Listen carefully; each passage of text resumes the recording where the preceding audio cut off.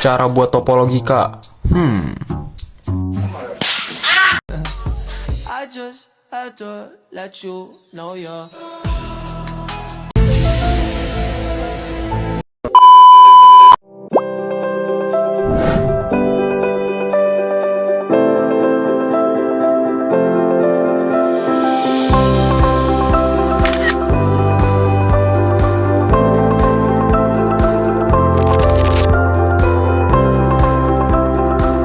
Sebelum membuat topologi, pertama-tama kita harus memahami jenis-jenis topologi yang ada. Jenis-jenis topologi jaringan komputer. Pertama-tama kita harus tahu apa sih topologi jaringan itu. Topologi jaringan adalah cara atau pola menghubungkan perangkat-perangkat komputer dalam suatu jaringan. Memilih topologi jaringan yang tepat sangat penting karena mempengaruhi efisiensi, kecepatan, dan stabilitas jaringan. Berikut adalah beberapa jenis topologi jaringan yang umum digunakan yaitu topologi bus, topologi star, topologi ring, topologi mesh, topologi tree, dan yang terakhir ada topologi hybrid. Mari kita bahas masing-masing jenis topologi beserta kelebihan dan kekurangannya. Yang pertama, ada topologi bus. Topologi bus ini semua perangkat terhubung ke satu kabel utama yang berfungsi sebagai jalur data. Setiap perangkat dapat mengirimkan data melalui kabel tersebut. Namun, data hanya akan diterima oleh perangkat yang dituju. Untuk kelebihan topologi bus ini adalah memudahkan diimplementasikan dan biaya instalasinya rendah, karena hanya membutuhkan satu kabel utama. Untuk kelebihan yang kedua itu cocok untuk jaringan dengan skala yang kecil. Contohnya, seperti di satu ruang. Untuk kekurangannya, jika kabel utama rusak, seluruh jaringan tidak berfungsi. Yang kedua, semakin banyak perangkat yang terhubung, performa jaringan bisa menurun. Yang ketiga, hanya satu perangkat yang dapat mengirimkan data pada satu waktu. Yang kedua, ada topologi star. Topologi star adalah topologi yang menghubungkan semua perangkat ke satu titik pusat atau hub dan bisa juga switch. Data akan melewati titik pusat ini sebelum mencapai perangkat tujuan. Untuk kelebihannya, yang pertama, jika satu kabel penghubung rusak, hanya perangkat yang terhubung di kabel itu saja yang terpengaruh, tidak untuk ke seluruh jaringan. Yang kedua, lebih mudah untuk dikonfigurasi dan diperbaiki. Yang ketiga, kinerja jaringan lebih stabil dengan jumlah perangkat yang banyak. Untuk kekurangannya, yang pertama, jika perangkat pusat, hub atau switch rusak, seluruh jaringan tidak berfungsi. Kedua, biaya instalasi lebih tinggi dibandingkan topologi bus karena membutuhkan lebih banyak kabel. Yang ketiga ada topologi ring atau topologi cincin. Pada topologi ini, perangkat terhubung dalam bentuk lingkaran atau berbentuk cincin. Data akan mengalir dalam satu arah, searah dengan jarum jam ataupun sebaliknya, dan melewati tiap perangkat sampai mencapai tujuannya. Untuk kelebihannya, yang pertama, data mengalir dengan teratur sehingga potensi tabrakan data rendah. Yang kedua, setiap perangkat memiliki akses yang sama ke jaringan. Untuk kekurangannya, yang pertama, jika satu perangkat atau kabel rusak, seluruh jaringan dapat terganggu, terutama jika topologi ini tidak memiliki fitur dual ring. Yang kedua, lebih sulit untuk menambahkan perangkat baru dibandingkan topologi lainnya. Untuk yang keempat ada topologi mesh. Topologi mesh menghubungkan setiap perangkat dengan perangkat lainnya dalam jaringan. Topologi mesh di mana semua perangkat terhubung secara langsung. Untuk kelebihan topologi ini, yang pertama, sangat handal memiliki jalur alternatif untuk mengirimkan data jika salah satu jalur bermasalah. Yang kedua, cocok untuk aplikasi yang memerlukan keandalan tinggi seperti di pusat data. Untuk kekurangannya, biaya instalasinya tinggi karena memerlukan banyak kabel dan koneksi. Yang kedua, rumit untuk pemasangan dan pemeliharaan, terutama pada jaringan yang sangat besar.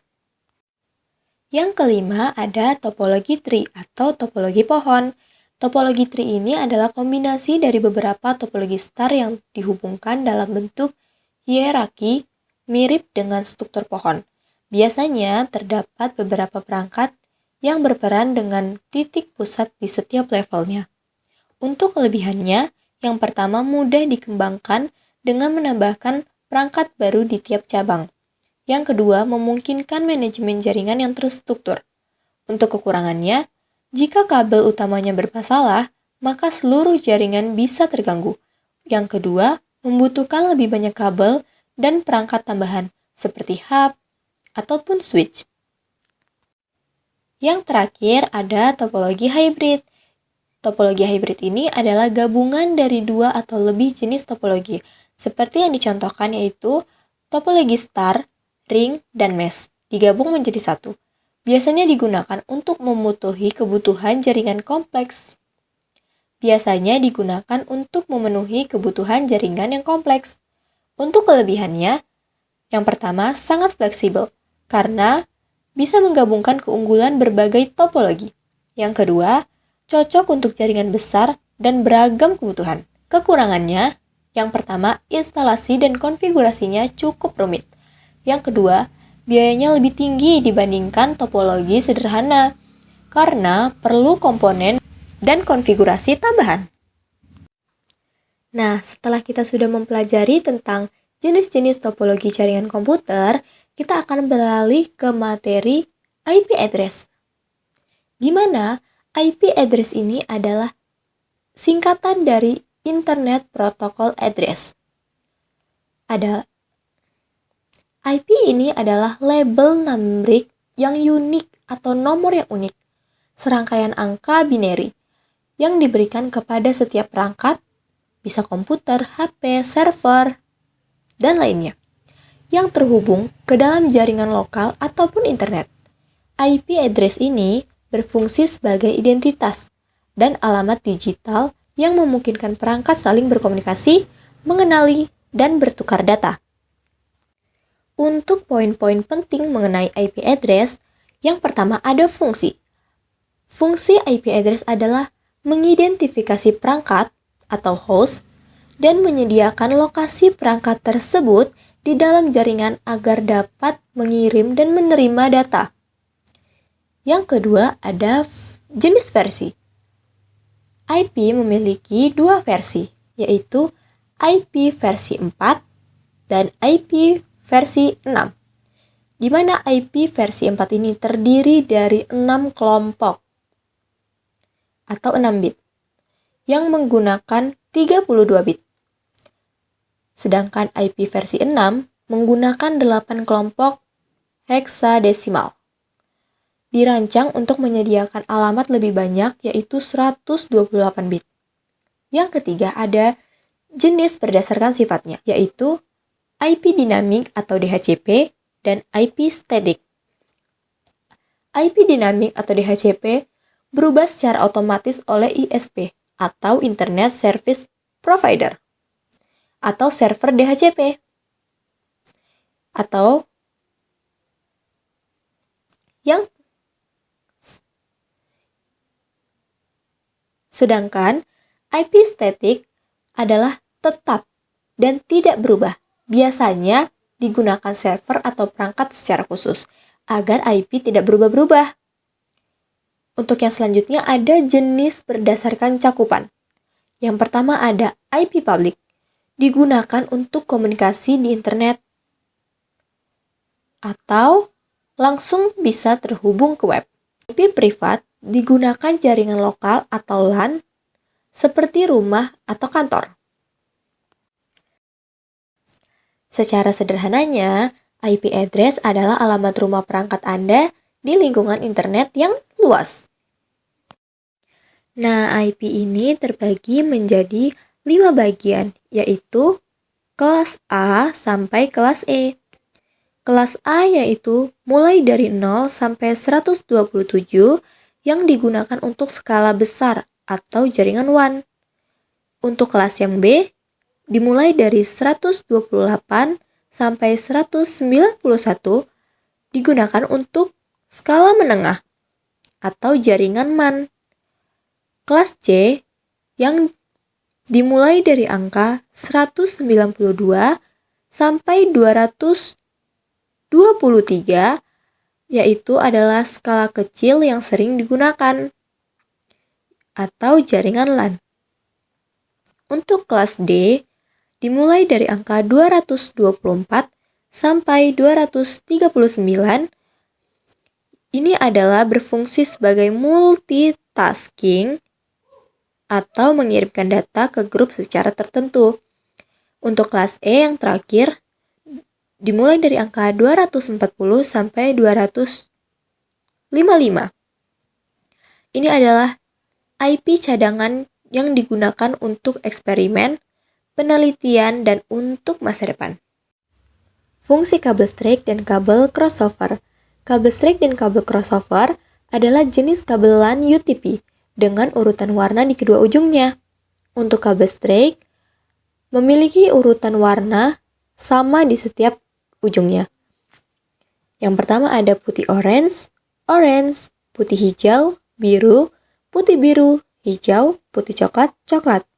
Kabel straight ini memiliki fungsi menghubungkan komputer ke switch, menghubungkan komputer ke LAN, modem atau router, menghubungkan router ke switch, menghubungkan switch ke hub, menghubungkan hub ke komputer. Jadi, intinya kabel straight ini adalah jenis kabel yang menghubungkan dua perangkat yang berbeda jenis. Sedangkan kabel cross di setiap ujungnya memiliki berbeda warna.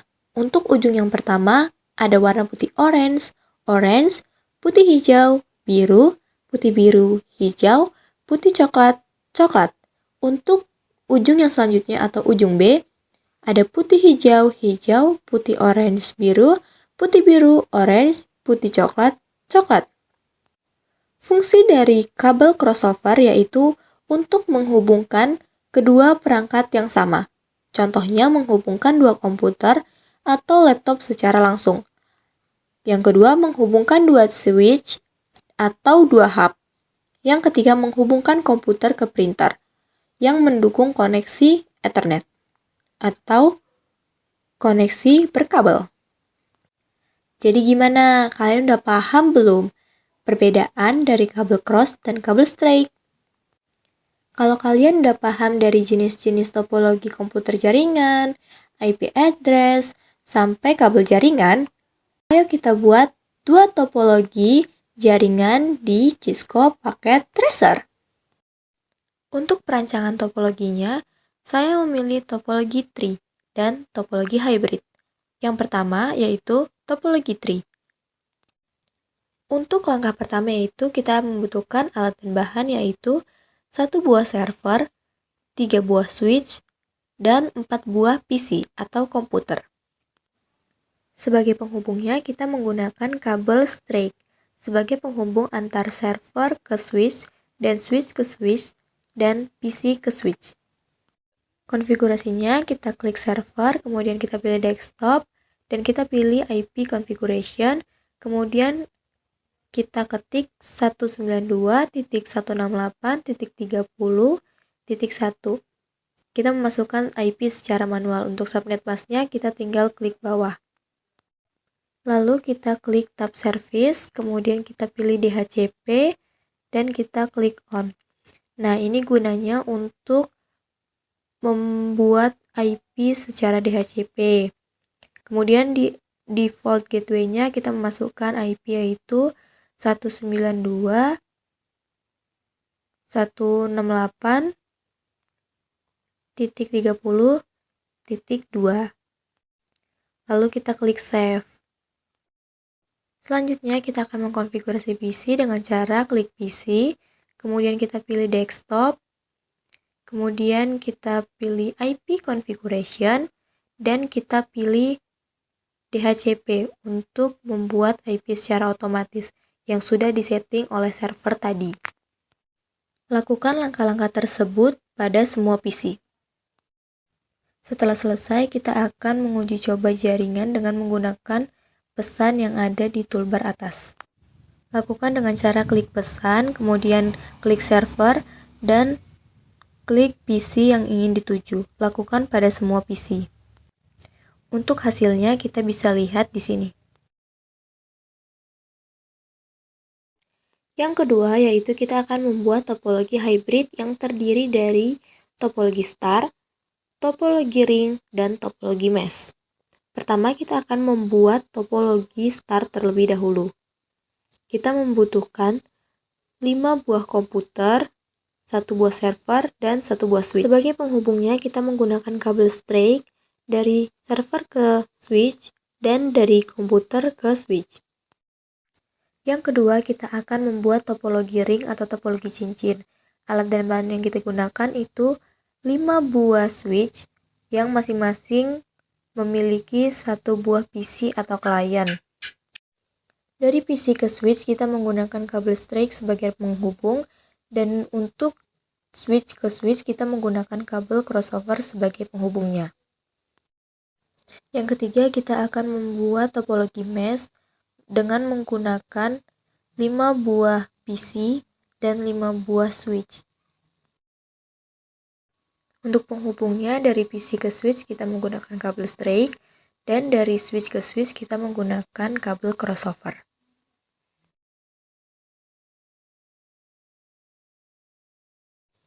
Kita akan membuat namanya terlebih dahulu. Kalau ini adalah topologi star, dan ini adalah topologi ring, dan ini adalah topologi mesh.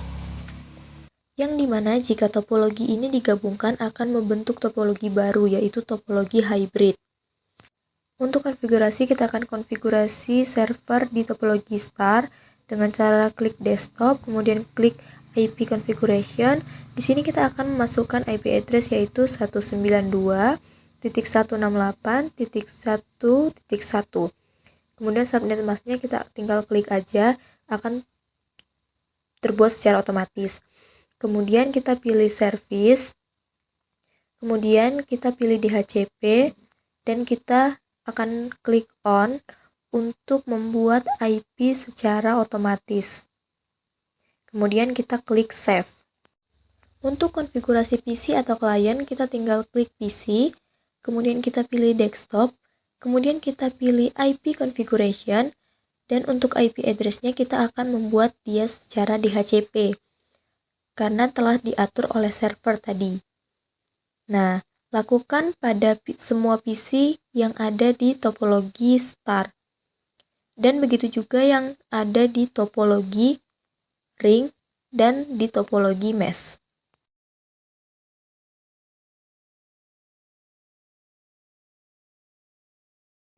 Nah, setelah itu kita akan menguji coba jaringan dengan menggunakan pesan yang ada di atas.